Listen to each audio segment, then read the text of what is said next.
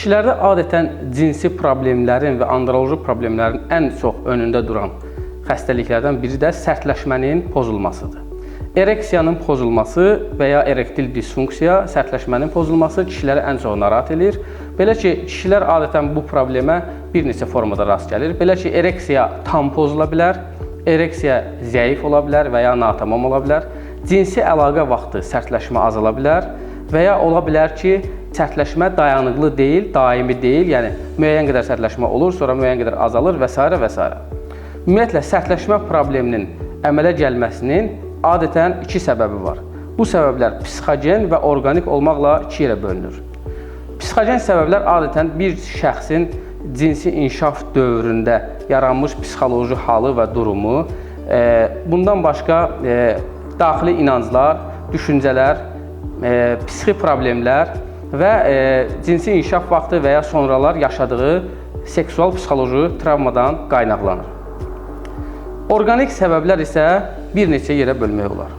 Sərtləşmə probleminin əmələ gəlməsində orqanik səbəblər adətən cinsi yolla yoluxan infeksiyalarla başlamaq lazımdır. Çünki bu cinsi yolla yoluxan infeksiyalar sərtləşmə probleminin yaranmasında böyük yerlərdən birini tutur. Əgər cinsi yolla yoluxan infeksiya keçirilibsə, bunun müəyyən fəsadları olubsa, prostat vəzdə iltihab prosesi yaranıbsa, bu iltihab prosesi nəticəsində cinsi orqana gələn damarlarda qanın sirkulyasiyasının pozulması və bu da gələcəkdə sərtləşmənin zəifləməsinə gətirib çıxardır. Digər böyük səbəblərdən biri də hormon pozulmalarının nəticəsində yaranır. Belə ki, kişi cinsi hormon olan testosteronun hər hansı səbəbdən xəyallarda ifrazının azalması, zəifləməsi kişilərdə ereksiyanın, həmçinin cinsi həvəsinin azalmasına gətirib çıxarda bilər. Prostat vəzi xəstəlikləri də həmçinin kişi cinsi sistemində sərtləşmənin pozulmasını gətirib çıxarda bilir. Belə ki, bu prostat vəzi xəstəlikləri infeksiyon və qeyri-infeksiyon ola bilər. Hətta qeyri-infeksiyon prostatitlərdə də, məsələn, durğunluq prostatiti və ya prostat vəzinin xoş xassəli hiperplaziyasında sərtləşmə probleminə gətirib çıxarda bilər. Sərtləşmə probleminin yaranmasının ən böyük səbəblərindən biri də nevroloji problemlərdir. Nevroloji problemlər nəticəsində sinir ötürücülüyün pozulması, orqanda hissiyatın azalması, adətən şəkərli diabet xəstələrində biz buna çox rast gəlirik. Buna biz diabetik neyropatiya deyirik və ya hər hansı bir səbəbdən onurğa və ya baş beyində yaranmış problemlər, travmalar, keçirilmiş nevroloji infeksiyon xəstəliklər, sinir sisteminin zədələnməsindən olan xəstəliklər kişilərdə sərtləşmə probleminin yaranmasına səbəb ola bilər. Sərtləşmə probleminin yaranmasının əsas səbəblərindən biri də ürək-damar xəstəlikləridir. Əziz dostlar, ürək-damar xəstəlikləri olduqda ümumiyyətlə biləsiniz ki, əgər ürəyin qidalandıran tac damarlarında tıxanıqlıq yaranırsa, artıq cinsi sistemdə tıxanıqlıq yaranma ehtimalı ondan 10 dəfə artıqdır.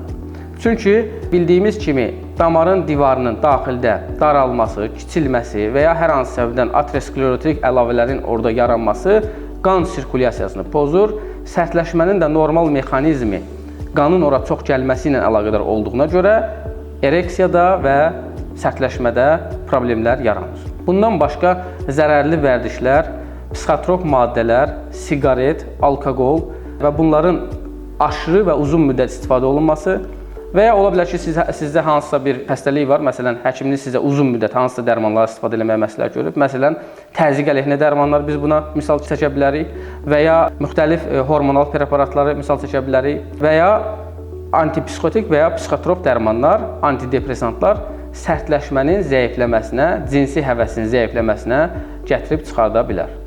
Ereksiyanın pozulmasının növbəti səbəbi həzm sistemi xəstəlikləridir.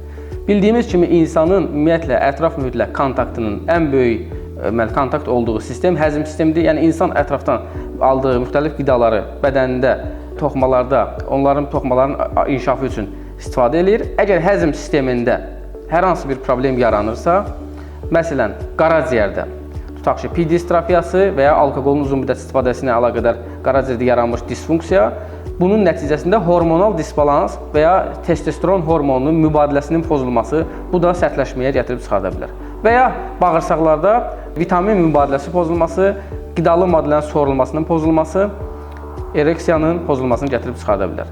Bəzi insanlar ümumiyyətlə yağlı və ya xolesterin tərkibli qidaların istifadəsini tamamilə azaldırlar. Əziz dostlar, biləsiniz ki, ümumiyyətlə cinsi hormonlar xolesterindən əmələ gəlir Yəni biz istəsək də, istəməsək də müəyyən miqdar xolesterin qəbul etməliyik. Bu bizim cinsi sağlamlığımız üçün vacibdir. Əziz dostlar, yaş faktoru, həyat tərzi, yorğunluq, stress, yuxusuzluq bunlar kişi cinsiyyət sistemində mənfi təsir göstərir. Ən əsas da mən burada qeyd etmək istəyirəm yuxusuzluq prosesini. Çünki biləsiniz ki, bir insan əgər gecə saat 11-də yatırsa, səhər saat 7-yə qədər olan yuxu ərzində gecə saat 3 radələrində insanda melatonin deyilən bir maddə ifraz olunur epifiz vəzdən. Bu bizim bütün sistemimizi, immun sistemimizi, həmçinin cinsi hormonların ifraz olunmasını kontrol edən və qaydaya salan hormondur. Bu maddənin miqdarının azlığı yuxu rejiminin pozulması nəticəsində yaranır. Bu da insanda müxtəlif disfunksiyalara gətirib çıxarda bilər. Ümumiyyətlə, biləsiniz ki, yuxu kişi üçün çox vacibdir. Gün ərzində 8 saat yuxu olan insan normal cinsi akti yerinə yetirə biləcək və hər halda ki, onda cinsi problemlər yaranmayacaq. Digər səbəb depressiya, stressdir. Bildiyimiz kimi bir kişi uzun müddət mikrostreslərlə qarşılaşdıqda, yəni kiçik stresslər uzun müddət davam elədikdə, bunun nəticəsində demək olar ki, daimi kortizol hormonu sintez olunur. Əziz dostlar, kortizol hormonu kişi cinsi hormonumuz olan testosteronun düşmənidir və bu da cinsi zəifliyi yaradan səbəbdir. Digər səbəblərdən biri də qidalanma tərzidir. Bildiyimiz kimi, qidalı maddələrin müxtəlif miqdarı həddən çox orqanizmə daxil olduqda müxtəlif proseslər yaradır. Məsələn, buna şəkərli diabeti aid edə bilərik. Amma əziz dostlar, əgər bir insanda hətta şəkərli diabet xəstəliyi yoxdursa, biləsiniz ki, şirin və aşırı şəkərli qidalar kişiliyin düşmənidir və testosteron hormonunu azaldır.